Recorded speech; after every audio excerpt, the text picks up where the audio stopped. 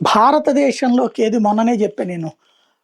దాదాపు 7,00,000 కోట్ల డిపాజిట్లు state bank of India survey ప్రకారం భారతదేశంలో ఇది బ్యాంకులోకి వచ్చినటువంటి డబ్బులు. ఇది 3 రకాలుగా వస్తున్నాయి అన్నటువంటిది.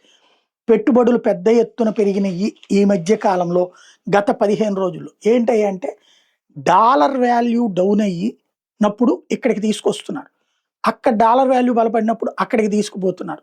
మదుపరులు ఎవరైతే పెట్టుబడులు పెడతారో వాళ్ళకి ఈ నమ్మకం అనేది ముఖ్యమైనటువంటిది. భారతదేశం ఇప్పుడు ఒకవేళ మన దగ్గర నుంచి డబ్బులు తరలి వెళ్ళినా అమెరికాకి వెళ్తున్నాయి. మళ్ళీ అమెరికా నుంచి మనకొస్తున్నాయి. చైనా దగ్గరికి పోవట్ల, చైనాని నమ్మట్ల. ఇదివరకు వాళ్ళు చైనాని నమ్మేవాళ్ళు. చైనాలో పెట్టుబడులు పెట్టేవాళ్ళు. క్రమంగా చైనాని నమ్మడం మానేశారు. యూరప్ దేశాలను నమ్మడం కూడా మానేశారు. భారత్ పట్ల నమ్మకం పెంచుకుంటారు. తాజాగా 25,000 కోట్ల రిటర్న్ మన దేశానికి తిరిగి వచ్చినాయి. దీనికి కారణమైందల్లా స్ట్రాంగ్ ఎకానమీ కావడం, ఆర్బీఐ స్టెబిలిటీ ఒకటి, అలాగే మ్యాక్రో డిసిప్లిన్ బాగా ఉందన్నటువంటి నమ్మకంతో వచ్చారు.